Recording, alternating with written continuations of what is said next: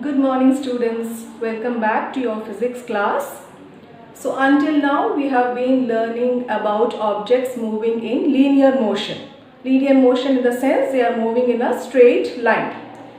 So today, just for a change, we will get a glimpse of objects moving in circular motion. Okay. So when we learnt about objects in linear motion, when we learnt about uniform motion, when an object travels in a straight line, we know that it covers equal distances at equal intervals of time. So its speed is uniform and even its velocity is uniform because it goes in a single line, single direction, same direction, right? Now what happens when the object has to change its direction? So let's take some closed paths here before we finally see what happens to the object when it goes in a circular path. Alright? Now this is a rectangle, a closed path, a rectangle. Now in case the object starts from the point A, okay? And in all these cases we are going to assume that it is moving with uniform motion. Alright? We are only going to check what happens to its speed, what happens to its velocity and how the acceleration gets affected. So if the object starts from A, that is its point of origin, and then it moves in this direction, okay, towards the north direction to D. Then again from D it moves to C. Then again from C it moves to B. And then finally from B it again comes back to A. Now if you see here, when it moves with uniform motion from A to D, and then when again it has to move from D to C, at this point it has to change its direction towards right. Alright? And again when it moves from C to B, it has to again change its direction towards the right. And again when it reaches the point B, it has to again change its direction towards the right. Alright? So if you see here, if the object moves in this rectangular path, at these 4 different points it has to keep on changing its direction. Alright? So now again come back to the definition of speed and velocity. We know that uniform speed is nothing but when an object covers equal distances at equal intervals of time. What about velocity? We know that velocity is also dependent on direction. But if you see this figure, we know that though the object is moving with uniform motion, it has to change the direction 4 times. So we can say that the velocity is not constant because there is a change in the direction. And if the velocity is not constant, then definitely the object will have an acceleration because acceleration is nothing but rate of change of velocity of an object. So in this object, in this particular path, we have confirmed that the object has acceleration or there is a change in velocity, not because of its speed but because of change in direction. Alright. Now suppose we take another path where we have 6 sides. Alright. So it is a hexagon. So in this case, you just tell me how many times the direction will change. If the object starts from A, since it has 6 sides, the direction will also be changed 6 times. So whenever it moves along this path, how many ever times it travels, it has to change its direction 6 times. Okay. So here again, even though the speed is constant, the velocity will change because of change in direction. As we increase the number of sides, again if you see this figure has 8 sides. So depending upon the number of sides, it will change its direction that many times and we can say that it has a velocity and therefore it has a acceleration. There is a change in velocity which indicates it has an acceleration. Now finally, when we keep on increasing the sides of the figure, finally what are we going to obtain? We are going to obtain a circular path. Okay. Now what happens in a circular path? How many times does the direction change? Any guesses? at each and every point on the circle, on the circumference of the circle, whenever an object travels, the direction keeps on changing. Can we say a circle has 100 sides, 200 sides, 300 sides? No, it's a circular path. So every time you move on a circular path, at each and every instant your direction keeps on changing, though you can travel in a uniform motion. So here again, in a circular path, though the motion is uniform, but velocity changes because at every point the direction changes. So the object will have an accelerated motion. Okay. Now in case we want to find out the direction of motion of an object while traveling in a circular path, then how do you find out? Now let us just imagine that I am just moving this string in a circular direction, right? You would have done it many times. And then suddenly I am going to release it. I am keeping on moving the string in a circular direction and then I am suddenly releasing it. Now in which direction will it move? How do I find out? It is very easy. I will tell you how. So just imagine that I was standing here in the center and I was just rotating the string. So it is moving in a circular path. And at this point, when the string has reached a point, say A, I have released it and I am rotating the string in this direction. Okay, so this is clockwise. Alright. So now what happens at this point A, when I release the string, the direction of motion will be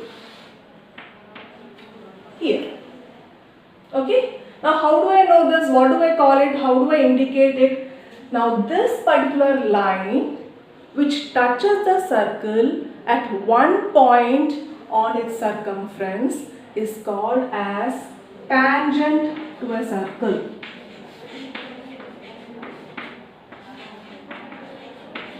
So what is tangent to a circle? Tangent to a circle is a line which touches the circumference of the circle at a single point.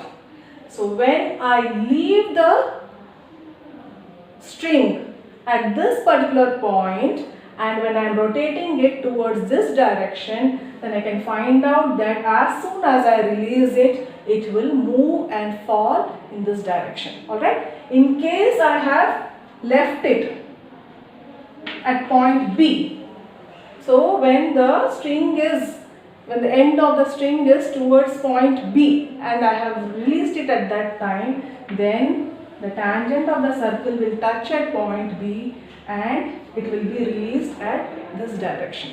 Alright. So how many ever tangents you make to a circle, remember tangent is a line which will touch the circumference.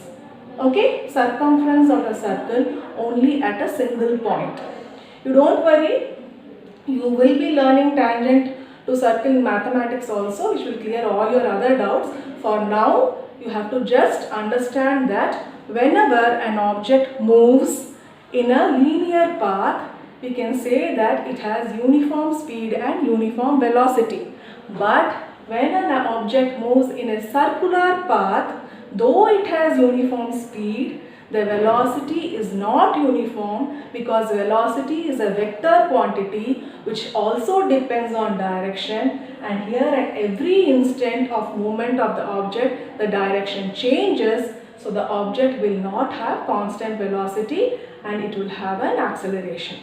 I hope this topic is clear to you.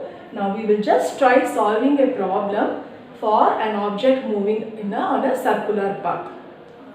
So keep watching the next video. Until then children, goodbye. Welcome back students. Now that we have some idea about circular motion and how objects move in a circular path, let's try to solve a very simple problem based on this concept. So let me read the question. A stone is tied to 1.2 meter long thread it is made to move along a circular path if it takes 2 minutes to complete one revolution, what is its speed? Okay, it's a very simple direct question. So here, as usual, we will write all the given quantities, then I'll tell you how to calculate its speed. Alright? So given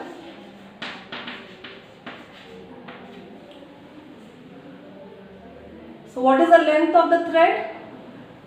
It is 1.2 meter long and it is made to move along a circular path. Okay, so the thread, if I am holding the thread, okay, so the thread is 1.2 meter long. If this is 1.2 meter long and it is made to move along a circular path. Okay, so the stone is tied at the end of this thread.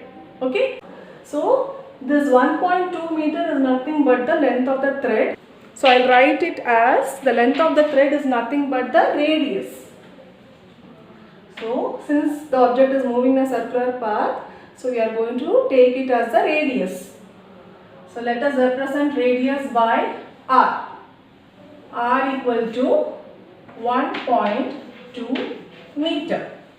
Okay? Hope you understood. The thread is there, the stone is tied at one portion of the thread and then we are just rotating it. So the thread is moving, but if you see, the stone is moving at the circular path and the length of the thread becomes the radius of the circular path. Alright. If it takes 2 minutes to complete one revolution, so for moving one complete round or to complete one complete revolution, it takes 2 minutes. So let us take t equal to 2 minutes. This is a meter. So in case we have to find the speed, we have to calculate it as meter per second. So definitely we have to convert time into seconds. So 2 minutes will be 2 into 60, which is 120 seconds. Alright? Correct? Okay. Now what is its speed? Now how do we calculate the speed? Now the basic formula of speed we all know. Speed is equal to distance by time. I have written here, speed equal to distance by time. But here we know that the object is moving in a circular path. So if it moves in a circular path, it has completed one revolution. So we are going to calculate the circumference. Okay. So circumference of a circle is given by the formula 2 pi r. Alright. So if circumference, here it becomes the distance is 2 pi r. So we will be using the formula V equal to 2 pi r by t. So shall we substitute the values? 2 pi r by t. Okay.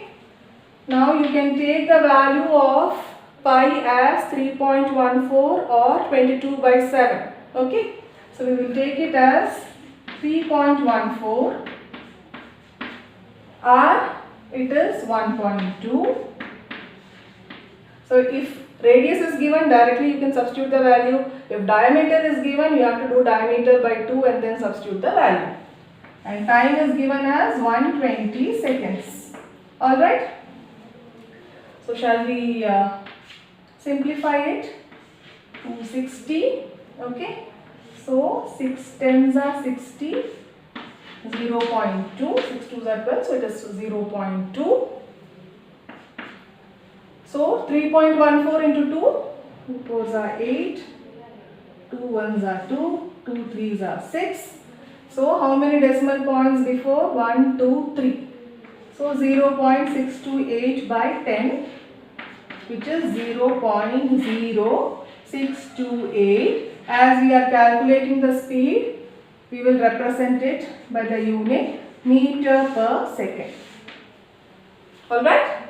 So speed of the stone is what? 0.0628 meter per second. Check it out once again. Okay. And I will give you a similar problem. Try to solve it. If you have any clarification, just let me know. So until the next class, children, take care and goodbye.